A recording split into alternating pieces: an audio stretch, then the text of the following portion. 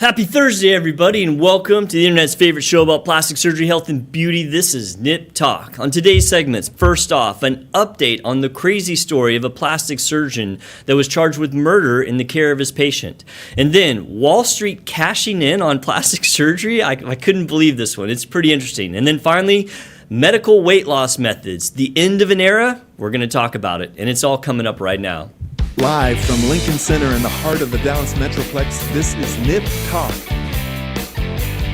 an honest and uncensored show about plastic surgery, health, beauty, and lifestyle, with your host, plastic surgeon Dr. Bruce Hermann, and your co-host, entrepreneur and social media influencer Sarah Bennett. Now it's time to discuss the good, the bad, and the ugly of the topics everyone is talking about. It's time for Nip Talk.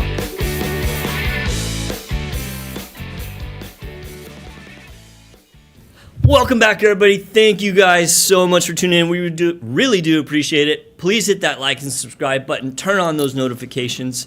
It helps us so much. I'm your host, plastic surgeon Dr. Bruce Hermann. With me today is not Sarah. It's just me. Well, we got Travis.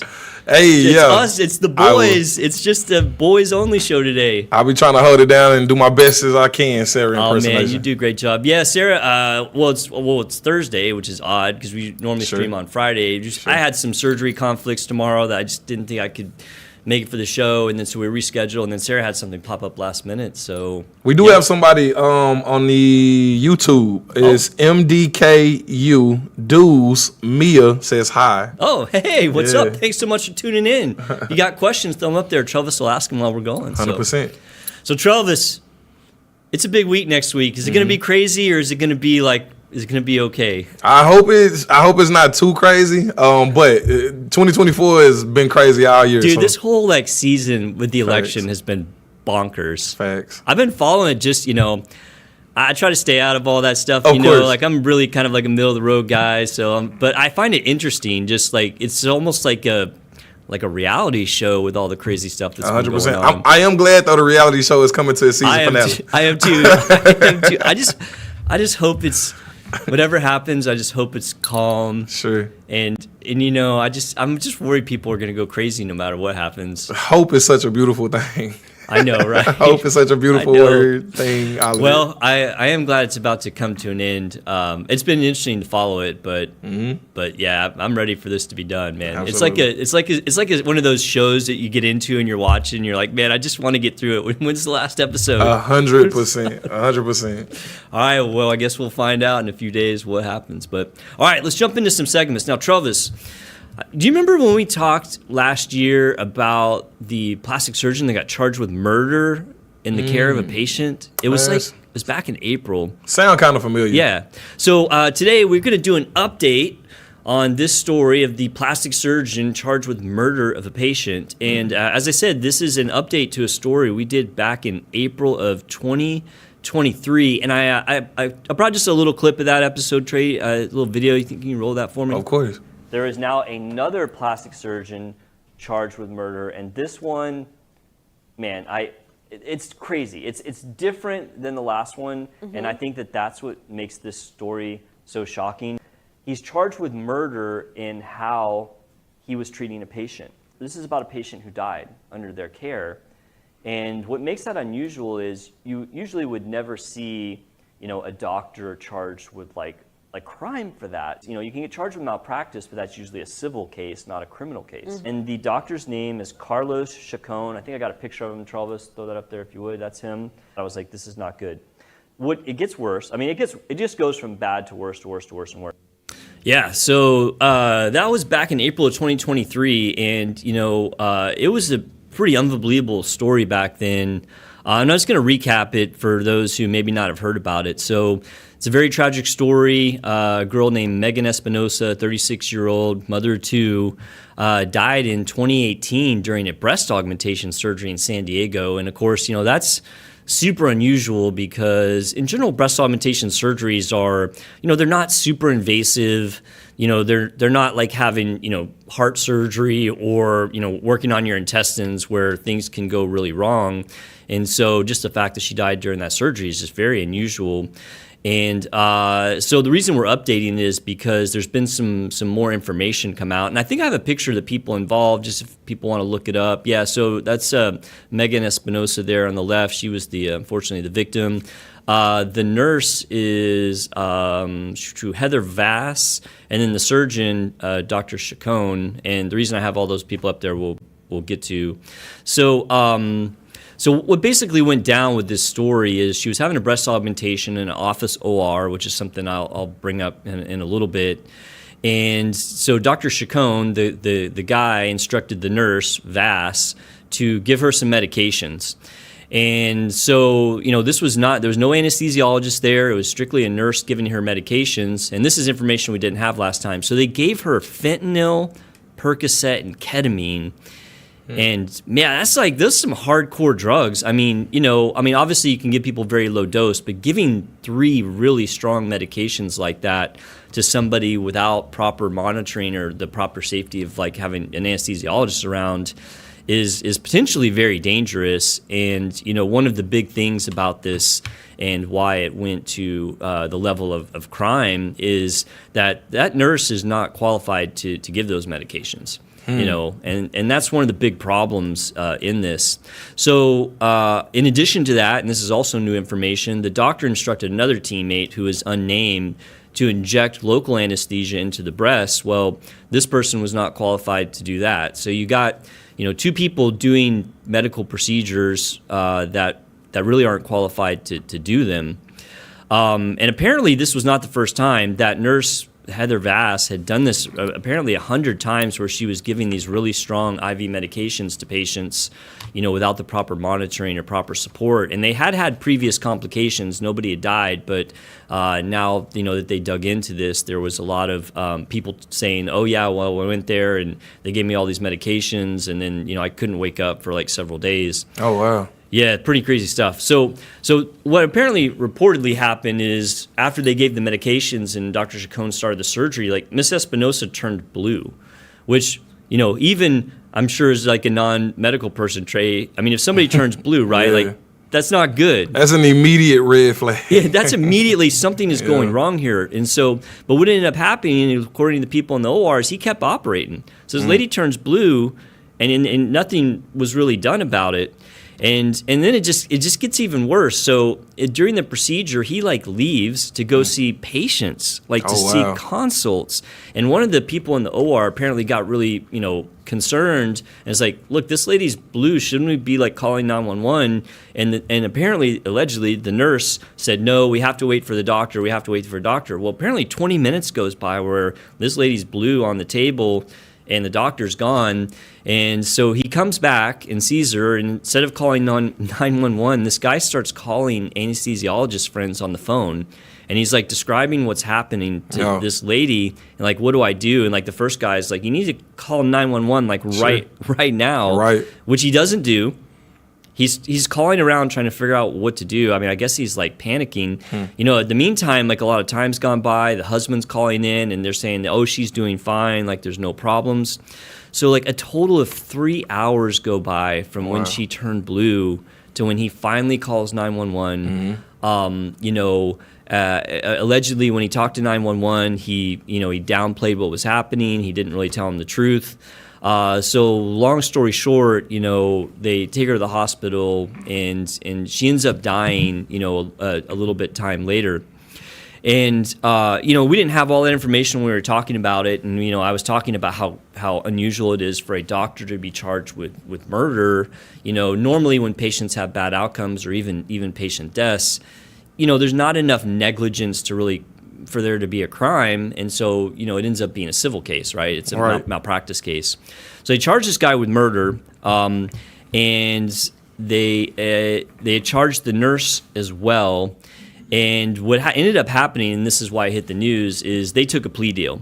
So the doctor took a plea deal for manslaughter, was sentenced to 3 years in jail, and also loses his medical license permanently, which is, I think, appropriate. Of course. And then the nurse ended up taking a plea deal. She got charged with involuntary manslaughter, and she got 2 years in jail. And then the crazy thing about that is they didn't permanently rescind her license, which I don't know. I mean, that's a lot of people are upset about that, and I think correctly so. To do that 100 times when you're not really qualified to do that, it does show that this nurse doesn't have patient's best interest in heart. Yeah, for sure. And you said they had this issue like previously, like well, not the same issue, but they've had other issues in the past. Yeah, they did. And of course, once something really bad happens and they start digging in, then a lot of other things come to light. Where they had given these patients these really powerful medications and they couldn't wake them up. And there was one patient that they just couldn't wake them up, and they weren't like dying, but it's not normal if the patient won't wake up from surgery, right? And they end up putting them in the car with the family, and the family's like kind of freaking out about it, and they're like, no, it's fine, just let her sleep it off, and of course, I think that patient ended up being okay, but. Right. But at that, it's not right. If people are, if they're not awake enough to protect their airway, like if they get sick and throw up, I mean, they can die. Of course. And so they got lucky a lot of times.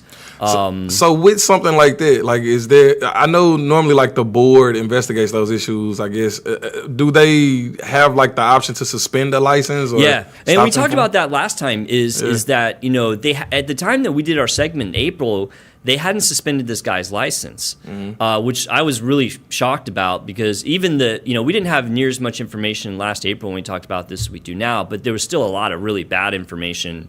And I was actually mentioned in the episode last year, I was like, man, I can't believe they're letting this guy still practice. Facts. Well, then what ended up happening, Trey, is, as they got into the investigation and learned more and more, they did suspend his license prior to the trial. Okay, right on. I've said in the past that sometimes the medical board's slow to do things, that, people have these bad outcomes, and the board, I get it, like, medicine's like anything. It's not 100%, and sometimes even under the ideal circumstances, people have bad outcomes. So, of course. You can't run around and suspend everyone's license because something bad happens. But this is not that. I mean, this is gross negligence. It's completely different. No. But yeah, it's I think when we talk about these things, Trey, and I mention this all the time, it's like but we're not talking about this to sensationalize it. At the end of the day, a lady died, and her family is had a tragic loss, and so the one thing that I think that possibly could be benefit is to talk about how do you prevent something like this, right. or how you as a patient can avoid something like this. And there were two things about this case that are potential. I mean, they're potential red flags. This guy was a legitimate plastic surgeon. He did, do a proper training program, and that's something I talk about all the time, because there are a lot of people doing plastic surgery that are not properly trained, and it's a big problem. But this guy actually did the proper training. But the one thing he didn't do is he didn't get board certified. Board certification basically means that after your training, you submit a bunch of cases to the board of plastic surgery and say, okay, I'm a plastic surgeon now. I want to get certified that I am, safe, and you guys approve of me. And so you have to take a written test, which is, quite difficult. And then you submit cases, and you go and you do an oral exam. And it's really hard. I mean, a lot of people fail. In fact, I had to take my written boards twice because I kind of blew it off the first time, and I didn't pass the first time. Oh wow. And so, of course, I got mine all done. But it's really the point is it's really rigorous. Like, it's not an easy thing to do. And for some reason, this guy ended up not doing it, which, I mean, who knows why, but it at least is something that if I was a patient and I went to a doctor that could be board certified and they weren't, I might be like, hey, or personally, I probably would just skip that doctor, me personally, just knowing what I know. But the fact that he wasn't board certified is a little bit of a red flag. Yeah. And then the other thing, too, and I've mentioned this in a lot of different segments, when it comes to safety, an office OR is never as safe as like a surgery center. I do my surgeries in a surgery center, which means it's not a hospital. It's like a dedicated outpatient surgery center. And when you go to a place like that, it's really a big process. One, to get privileges. They look and make sure that you aren't actually the doctor you say you are. So if you're like I said, non-plastic surgeons doing plastic surgery. If you're like a a general surgery or an OBGYN that wants to do breast augmentation, the surgery center is not going to let you do that. Sure. They're going to check your schooling. They're going to check and make sure that you're board certified or you can't work there. And the other thing is that these surgery centers have a lot of oversight. So in this case, for example, if this guy was doing this in a surgery center, one, there'd be an anesthesiologist because they would never let that type of anesthesia happen. They would just be like, no, this is dangerous. Yeah. Yet you can get away with that in an office OR because there's no oversight. And then at the point that she turned blue and this guy's like, no, we're not going to call 911, we're not going to call 911, like that would never fly. Yeah. And so if this patient had been in a surgery center, she very well may have lived. Well, not very well, she would have lived because they wouldn't have let her get that type of drug push. The person giving the anesthesia would have been an anesthesiologist, not someone that's unqualified. And flat out, this patient would not have died if she had not been in office OR. And, I always hesitate to say stuff like that because I know plastic surgeons that are friends of mine that have office ORs, and they're good surgeons, and they don't do stuff like that. And there's lots of people out there that are good surgeons doing safe things in an office OR, but you as a patient don't know who's who. And when a surgeon's working in an office OR, there's not that oversight. There's no one to check to make sure that they're properly qualified, they're properly certified. There's no one looking over their shoulder to make sure that they're not doing the wrong thing. Right. And so it just adds that just layer of possibility for things to go wrong in that situation, whereas in a surgery center it wouldn't. No. So for sure. I think there's a couple things to learn from this. It's a tragic story. Our heart goes out to the family, and at least it seems like justice was served in this case with those two people being charged and convicted, or taking a deal. So. All right, let me recap this one real quick, Trey. So today on Nip Talk, we were talking about the very sad story of Megan Espinosa, a mother of two who died during a breast augmentation surgery in 2018. And that's an unusual thing in itself. Dying during surgery, during a breast augmentation surgery, something really crazy must have happened. And in this case, it was beyond crazy. The surgeon was having an unqualified nurse give anesthesia, a very powerful cocktail of dangerous drugs, including fentanyl, Percocet, and ketamine, and they gave her too much drugs. She went into cardiac arrest on the table. The patient turned blue, but the surgeon kept operating, which is just insane. The people in the OR wanted to call 911, and he refused, and he even actually left the OR to go see other patients, which is just unbelievable. And sadly, this lady did pass away. And we were talking about, when this first came out, about how he was being charged with murder and how that's very unusual. But in this instance, what he did in the gross negligence, I think it's absolutely appropriate. And the conclusion of the story just came about as the doctor and the nurse took plea deals. The doctor was given 3 years in jail, and the nurse given 2 years in jail. So crazy story. The two things that I thought were potential learning points was, one, he was not a board certified plastic surgeon, which is a little bit of red flag, and also the fact that this was done in an office OR where there's not as much oversight as a surgery center, which can allow things like this to happen. So very sad story. Heart goes out to her families.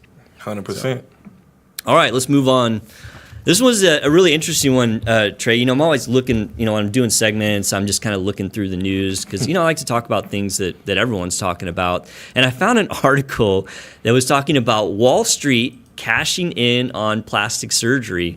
And I was like, what in the world? What could this possibly mean? And so I'm going to link the article here. It was in Forbes magazine. You got that Forbes? Yeah. Or no, Bloomberg. I thought it was Forbes. I don't know. Bloomberg. All right. There's the article. I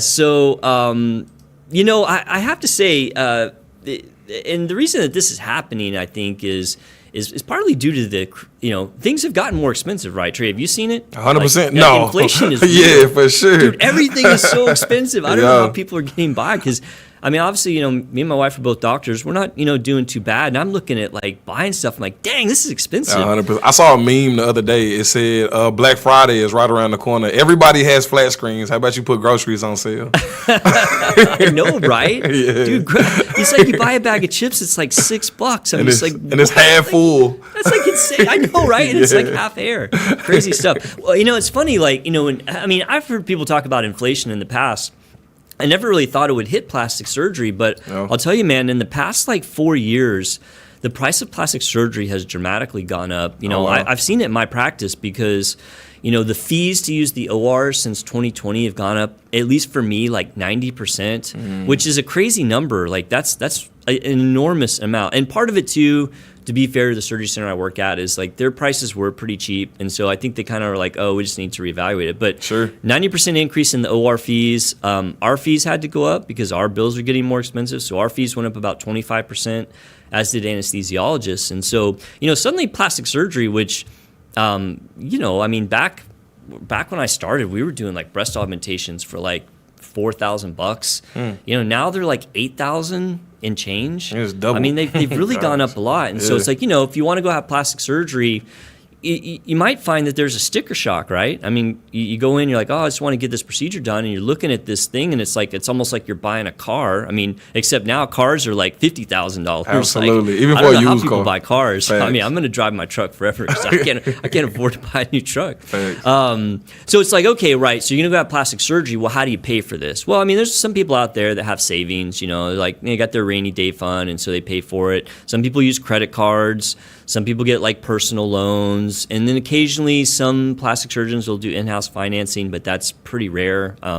Most plastic surgeons are not willing to do that. Well, the new thing is like the medical credit cards and medical financing. Have you heard of Care Credit? It sounds familiar. Yeah, right. I mean, it's one of those things. I know about it because I work with it, obviously, but I think a lot of people have heard of Care Credit.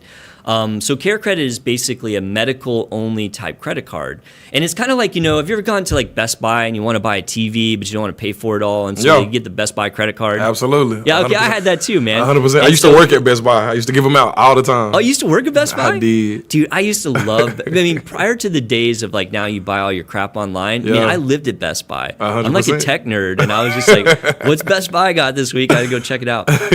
So, you know, I use that thing too. And so now that whole concept has gotten into like out-of-pocket medical stuff. Oh, wow. And so Care Credit's the big one. And this article was talking actually, the article mentioned Care Credit, but it also mentioned cherry financing, which I actually hadn't even heard of this one. Between the two of them, Care Credit's the bigger one. They do, like, so I was looking at their revenue. Care Credit does, yeah, there they are. There's the two things. Thanks for throwing that up, Trey. I'd forgotten.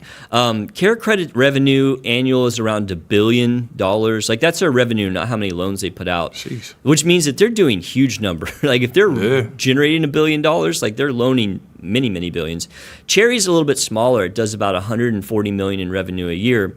And what was interesting in how this whole article like came to be is like Cherry Financing had like gotten enough of these loans together that they actually made a bond out of them, like that investors could buy. And what happened is they put this bond up on the market, and it was only like $250 million. Like investors went crazy. Because it doesn't make sense, right? It's like, why would people want this? Well, most of the people getting, you know, plastic surgery or, you know, things from med spas, because that's the other place you can use these, they're generally people who, you know, pay their bills, right? They mostly have good credit scores. You know, if they're doing these things, that means they have some amount of disposable income. Right. And investors were going nuts for these bonds made up of plastic surgery debt. In fact, so much so that they actually increased it from $250 million to $400 million in this bond, and they sold it like instantly. And I thought that was pretty funny. And I think we'll probably, you know, I mean, this is a very kind of niche part of financing, right? Like, you know, people buying bonds for plastic surgery debt. Sure. But I just found it as a plastic surgeon interesting because we do use those services. And I was just going to talk about my experience with Care Credit. So, you know, basically, as I said, Care Credit is a medical credit card or loan company that is specific to things like plastic surgery, you know, med spa type procedures, or like cosmetic dentistry. And like I said, it's similar like when you go to Best Buy and you don't want to pay for all your TV, right? You apply for this credit card and they give you a credit line, and then you pay for it. And it's almost, you know, it's like, I don't remember if we bought stuff on Best Buy and they like give you, it's like, okay, you pay this off in 12 months, like there's no interest. Do you remember that? Right? Dude, I remember that. This is exactly the same. It's the exact same thing. So with Care Credit, the most typical program we use is a 12 months no interest. Now, the patient does have to pay a fee. That's I guess the big difference is, like Care Credit's not going to get $0 out of this. If it's zero interest, they have to get something. So there is like a little bit of a fee there, and then we have to pay a little bit of a fee. So Care Credit's getting a little bit from each of us. Sure. But if you pay it off in 12 months, it's zero interest. And if you don't want to pay it off in 12 months, they have longer ones, but then you do have to pay a little bit of interest to it. Okay. And so it gives patients a lot of options. And man, I've seen a dramatic increase in the people using Care Credit in my practice. In fact, we actually just had the Care Credit people run through my office because they were trying to talk to us about some new program or something. And they were mentioning to me, they were like, do you know how much your Care Credit revenue has gone up in a year? And I was like, no, I have no idea. And she's like, well, now in October of 2024, you've already done 150% as much through Care Credit as you did in 2023. Yeah. And I was like, dang, like that's like a pretty big increase. Yeah, so it's a good probably jump. by the end of the year, because this is our really busy time, I mean, it might be close to double of how many people use Care Credit in my practice. And I asked my practice manager yesterday, I was like, what do you estimate what percentage of our patients are using Care Credit? And she's like, it's probably 35%. Oh, wow. So like 1 in 3. It kind of reminds me, too, of, I don't know if you've ever heard of, like, Afterpay. So Afterpay? I haven't. Sometimes when you go to, like, clothing sites, you'll make, like, I don't know, 4 interest-free payments if you make them within that amount of time. I have seen that. Yeah. Dude, because I'm a vintage shirt junkie, right? I've told you this, right? 100% you have. So I'm always like, the one I'm looking at is, don't they have this on eBay, don't they? I believe so. Yeah, I think they do. That's where I've seen it is eBay, because it's like, so I buy these vintage shirts, and they're not like super cheap sometimes. It's like, okay, you can pay $200 now, or you can make 4 payments of like $60. And I'm like, right. Nah, I think I'm okay. I think I'm just going to buy this. But I look at it, I'm like, I don't know, maybe. It sounds similar. It does sound similar. Yeah. Uh-huh. So we've had a really good experience with Care Credit. You do have to have a respectable credit score, and I'm not really smart on credit scores. Like the minimum 640. Okay. Do you know anything about credit scores? Not a heck of a whole lot. I don't either. Like, I think that's like decent, but not super good. I would say like probably 700, like maybe 7. I think mid 700 above is good, right? Yeah, it's like pretty good. I don't even know what it doesn't go to 1,000, right? No, I don't think so. I think maybe like 800 maybe the top. Yeah. I don't know anything about credit scores. I think 800 or 900 is probably like the top. That sounds really high. I don't know. Well, anyway, so you have to have a minimum of 640, and like I said, it's a pretty good deal if you make sure to pay it off. Like I remember one time when I had a Best Buy card and I didn't pay it off in time. Like I who knows? I probably just forgot, or I was a college kid. So, of course. I'm dumb. So like. And I got hit with all that interest at the end. Yeah. Like they stick it to you, man. Like, they definitely will. When you were at Best Buy, did you tell people about that? Like, you would, but the choice is ultimately yours to make. I know. I messed up. I remember, and that happened to me, and I ended up having to pay like all this interest that I wouldn't have to pay. And I was like, oh my God. You know what they do? They put it in the fine print. I think that I like even knew about it, man. But when you're young, like it's like you're not thinking about it. Of course. I can barely think about it today as an adult, but like when I was a college 100%. kid, like that was one of the last things. So I bought something and I got hit with like $100. Well, at the time that was like huge money, like $100 in interest at the end. I'm like, in college, like that's 8 meals probably. At least. At least. So but interesting. So Kayla Renee, she said 850 is the top credit score. 850. Thank you. Who was that? Kayla Renee. Thank you, Kayla. 850 top credit score. Yeah. Now we know. So is the bottom 0, you think? No. Oh, I hope not. I'll tell you this, 640 sounds at least like middle average. Yeah, middle. Yeah. You know what I mean? So probably like doable. less than 500 would be bad. Yeah, I'm sure. If it gets below that, they probably just don't even like put it on the paper. This is like a big X. Yeah, it's like just get a bike. All right, let me recap this one, Trey. So today we were talking about Wall Street cashing in on plastic surgery. I saw this article. It was on Bloomberg.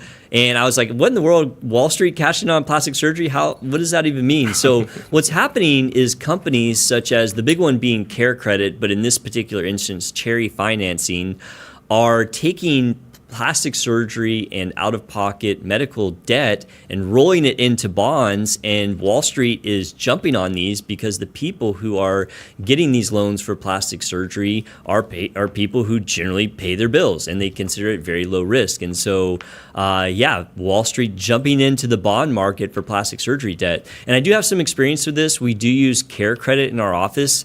I actually really like Care Credit. I made the correlation that's like getting a Best Buy credit card. You can get something, they pay for it up front, and you just pay them in payments. And if you pay it off, it's no interest. And so, as long as you make the payments, like, it actually is a pretty good deal if you don't want to pay for things all up front.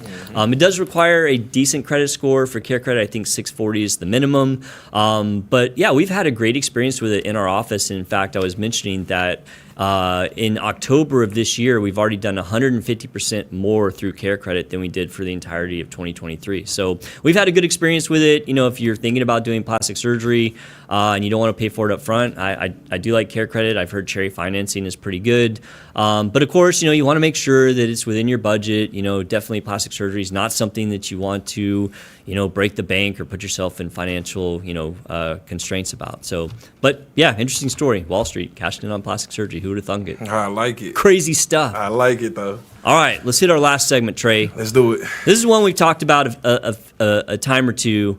And this is medical weight loss methods, and this one is specific to is the end of an era coming. Uh-oh. And I'm gonna explain what that means. So Trey, I'm getting old, man. I was just thinking this when I was going over this segment. Man, I've been a surgeon for 22 years, if you can even hardly believe that. I like it. And I know it's right. Is some that good crazy? Experience. Nothing wrong with that. Huh? Some good experience. I'm leveled up, man. Yeah. I'm leveled up. That's what I like to think of. I'm Yes, not indeed. old. I'm just leveled up. Yes, All right. indeed. So I've seen a lot of trends over these years, and it's been really interesting, and not specifically to medical weight loss, but just in general. But I have to say that the trends and changes in medical weight loss have been pretty crazy. And the reason I came up with this segment is a recent article I read from JAMA, which is the Journal of the American Medical Association. Trey, throw that article up so people want to look at it. Gotcha. Yeah, right there. This was talking about some of the changes that are happening, and which I will explain. So I was a med student in 1998. God, it's hard to believe it's been that long. And when I was a medical student, things like medical weight loss were centered around drugs. And the big one was phentermine, also called Adipex.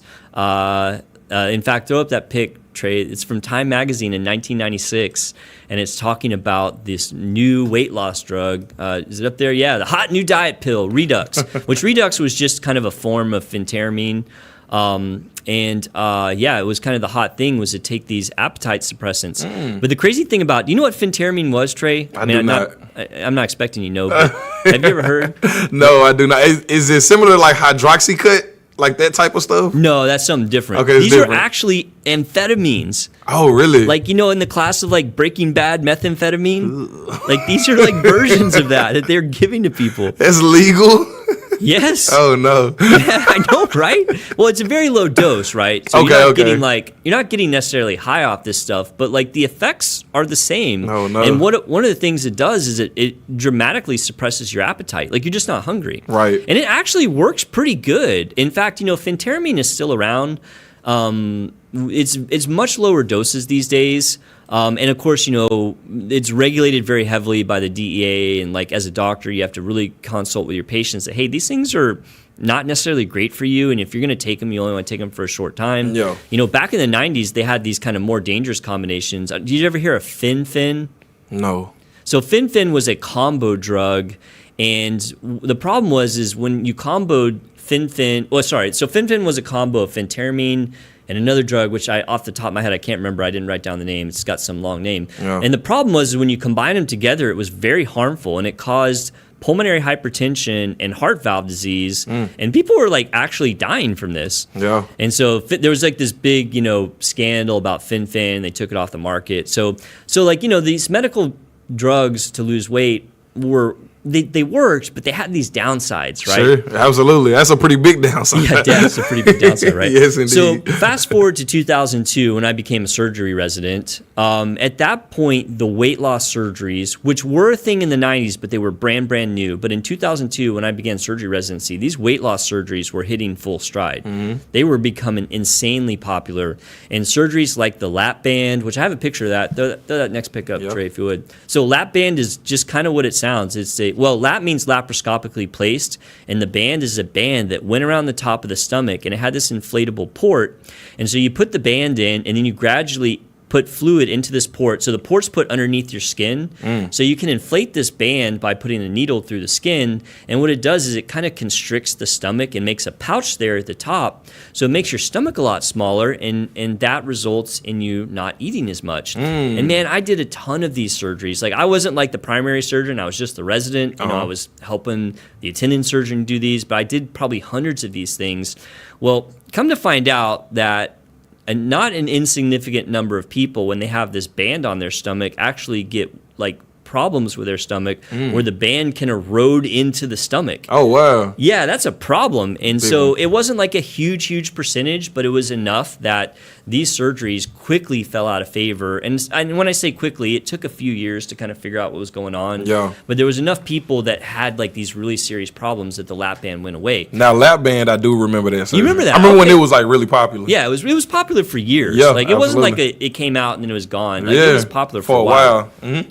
And the other one surgery that was more invasive but was better at losing weight was the laparoscopic gastric bypass or open gastric bypass. Okay, I've heard of that one. Gastric bypass. Yeah, okay. I have a picture of what it looks like. Now, it's kind of confusing, but basically what they're doing here is they're taking the intestine and they're cutting it down low and bringing it up to a pouch, and they're rerouting the other end they cut into the side. And so what it basically does is it bypasses a lot of the absorptive capacity of your intestines. So what happens is you eat food, one, you don't want to eat as much because the gastric pouch is smaller, but also you have less room to absorb it, so you're getting less calories from your food. And I did a ton of these as well. You know, they were very, very large surgeries. Also, you tend to be doing them on bigger patients, right? Because obviously, you know, not a thin person is going to want a gastric bypass. And so, you know, it's a combination of a really big surgery in a patient that's not the best surgical candidate. And, you know, people died from these. I distinctly remember, you know, having patients that were, and I'm talking like really big, like 600 pounds. I worked with one guy who only did high-risk bariatrics, which means, you know, if you were like 200 pounds, you wouldn't see. He was doing like patients over 300-400 pounds. Wow. And, you know, you do a major surgery like that in somebody who is not a great surgical candidate. And yeah, I mean, I remember people died from this. What would happen is if the areas where you sutured the intestines, or well, we use staplers generally, but the areas where you connect the intestines, if they got a leak and patients leaked gastric contents into their abdominal cavity, they got really sick. Oh, wow. And so, you know, these things, even though they were somewhat dangerous, they were very popular because they were very effective. My dad is a bigger guy, and he was looking at getting gastric bypass. Oh, it was a while. It was years ago. He ended up not doing it? No, he ended up not doing it. But yeah. Well, fortunately, as with most things, everything got better with time. And the final revision of that is what's still used today, which is called the gastric sleeve, which I got a picture of that. So the gastric sleeve is just a simpler version of the gastric bypass. It basically makes the stomach really small by stapling across a large portion of the stomach, and you feel full quicker. And so this one doesn't change the absorptive capacity of the intestines because there's no bypass. But what it does is it makes you eat less, because if your stomach's smaller and you start eating, you get full really quickly and you lose weight. Yeah. And so this has kind of been the reigning, you know, champion of weight loss, medical weight loss methods for many years. And seems like things are changing, and I guarantee that you know why things are changing because we've talked about it. I'm drawing a blank. Sorry, I put you on the spot. No, you are fine. Like Ozempic, man. Oh, yeah. The new weight loss medications. Yeah, for sure. The new weight loss. Sorry, man, I don't mean to put you on the spot. No, you are fine. So now you have the GLP1 agonist. So GLP1 agonist is the term for the drugs like Ozempic, Wegovy, tirzepatide, and this is glucagon-like peptide 1 agonist receptor, which in very simple terms, it means that these drugs stimulate receptors that affect how full you feel, because there is a receptor for when I feel full. So it targets that, and it also targets the how quickly your stomach empties. And so it makes you feel full, and it makes your stomach empty slower, and you lose a lot of weight when those things are triggered. And what's interesting is these drugs have been out forever too. They came out actually in 2005, and I didn't know this, but when I was doing research, I love doing these segments. I always learn something new, right? Sure. So we've talked about these things, but every time I read a new article, it's like, man, I learned something new. So the original GLP1 agonists were derived from an animal, and if you can wild guess what it was, Trey, I will buy you a steak dinner in any restaurant in this town. An animal. Can I get a clue? Like any kind of hint? Okay, it is a cold-blooded animal. Oh man. A frog? No. Dang. A Gila monster. Okay. A Gila. I would have never guessed that. Who would have thought that they got a drug from a Gila monster? I mean, it's like you're looking at that like, I bet I can make a drug out of that thing. I can't 100% say I even know what a Gila monster is. Oh, it's like those. They're like they have like a really bumpy. They're a bumpy lizard, but their bites are venomous. Got you. Yeah, you don't want to get bit by a Gila monster. Oh, I have seen those. I think then. Yeah, they're like a really small Komodo dragon that's poisonous. Like, I mean, what are these things? I've never seen one myself. I think they live in like Arizona or something. I don't think you're going to see one running through your yard. Texas. So anyway, oddly enough, the first GLP-1 agonists were derived from Gila monsters. So the reason these drugs were originally developed is because when you stimulate those glucagon-like peptide receptors, it causes insulin release, right?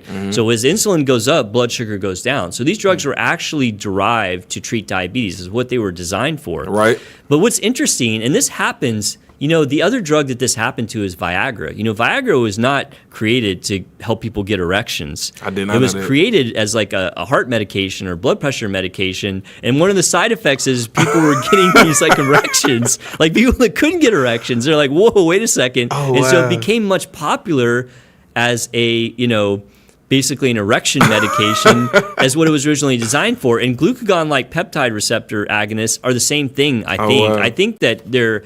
I don't know the exact date on it, but I bet you anything that there is more revenue for people using GLP-1 agonists for weight loss than there is for diabetes. Yeah, for sure. Because what I kind of sidetracked myself, but as I said, when they were giving people these GLP-1 agonists for diabetes, they saw that patients were losing weight. And so this is a drug that was initially designed for one thing that has a side effect that now has become a new treatment modality, Right. which is interesting. I think that's pretty crazy. And so these drugs, like I said, came out a long time ago, but they didn't really become popular until like the 2010s. You started to see some articles about them. Once again, they were at that time just used for diabetes, but as they learned that people were losing weight, they suddenly started giving these drugs to people who couldn't lose weight. So like the patients who might get a gastric bypass or a gastric sleeve, and you can lose pretty crazy amounts of weights with these. Like, average maybe 15 to 20%, but some people were losing up to 50% of their body weight. Oh, wow. I know, it's wild, right? Yeah, that's a lot. And it works. I mean, people lose weight when they take these drugs.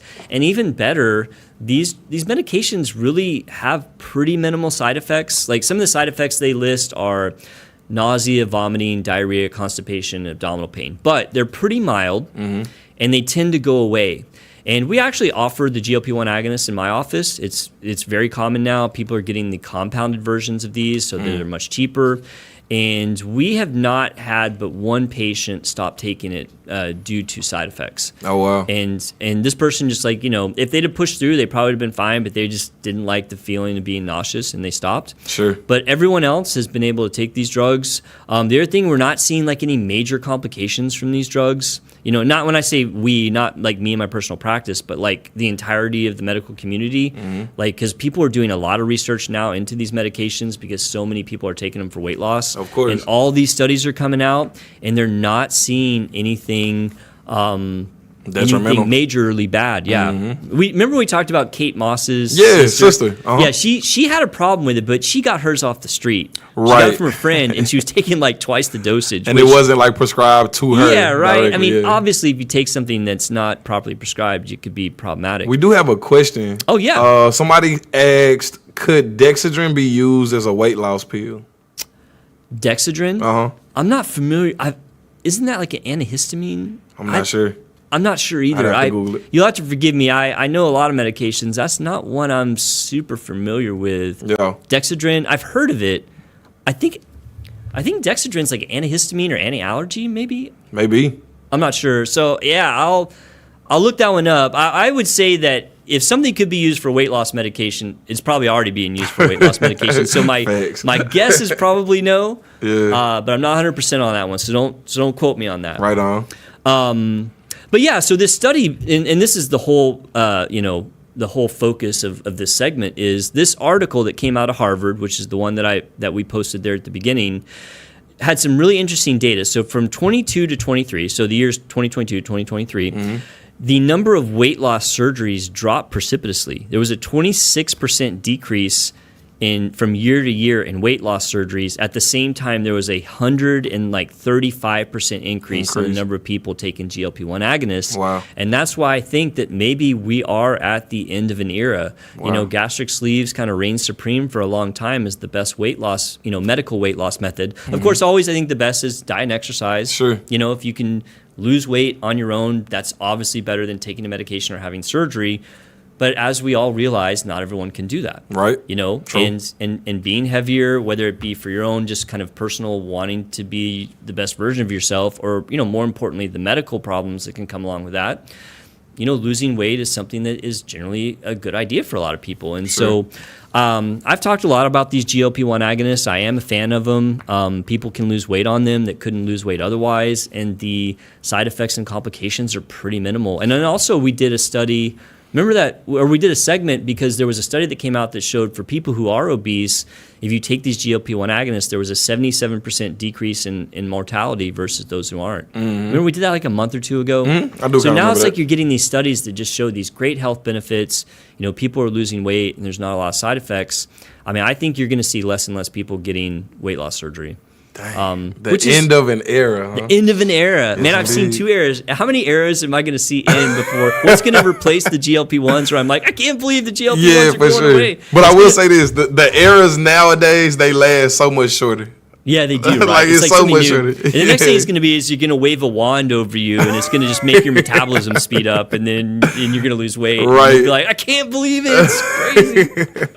So, That's how it interesting goes. stuff. All right, well, let me recap this one, Trey. So today we were talking about the end of an era in medical weight loss, and this comes from a study out of Harvard that shows that there was a 26% decrease in weight loss surgeries performed year to year, while at the same time there was a 130% increase in the GLP-1 agonists. So those are things like Ozempic, Wegovy, tirzepatide.